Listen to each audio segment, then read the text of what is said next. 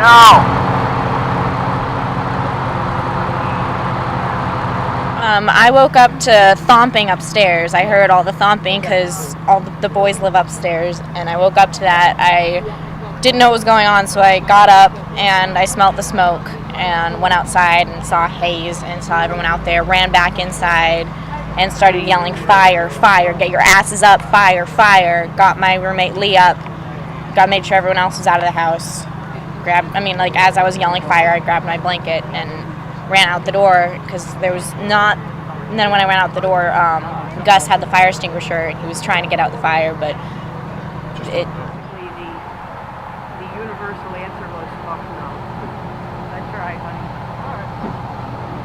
honey. We couldn't do anything after that. Like, we tried to set up a hose, but the hose wasn't working because we had to go downstairs in the basement to turn on the water to do that, but we couldn't get it inside. We didn't want to go inside. You guys essentially lost everything. We lost everything. I ran out of the house with a blanket and I didn't even have boxers. shoes, and this shirt is not mine, the shoes aren't mine.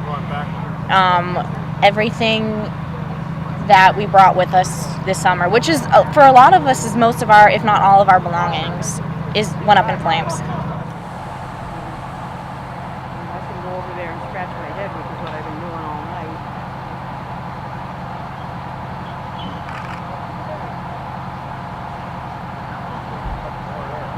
Who lives in there? Who did live in there? It's the technicians for the Mac-Haydn Theater group. It was most of the costume shop, our carps, our carpenters, and our wig guy, our props mistress. So a lot of the technician and our assistant stage manager. For some people who may not understand, why do you all live in there?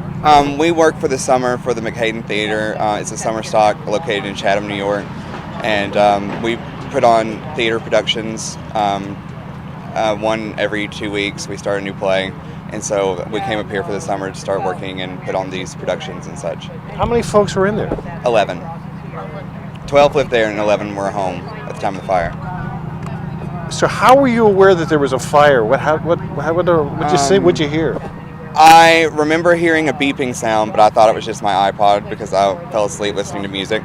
And then Amber, actually one of the roommates, she ran and started pushing me and saying, "Mikey, get up, there's a fire." Where do you think it started? When we came outside, like, the front porch was starting to ablaze. It looked like it was in the gutters. Like, it looked like it was spreading to the roof. So it looked like it started on the front porches. It's gonna be terrifying. Yeah, it was interesting. I had the wherewithal within me to grab my glasses because I was kind of blind. But other than that, we're really lucky to be alive, and we're really lucky that we had each other there to rescue each other, basically, and be there for each other. They're going to need clothes. They're going to need toothpaste. They lost their cell phones, some of any computer things, car keys. Some of them lost their cars that were parked close to the building. They do have vouchers from the Red Cross and the Fire Chiefs Association, but that'll only go so far.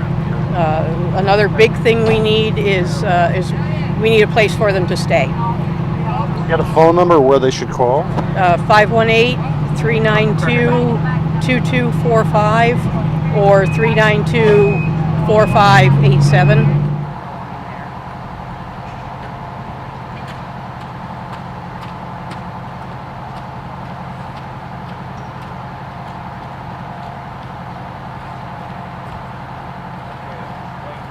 Are things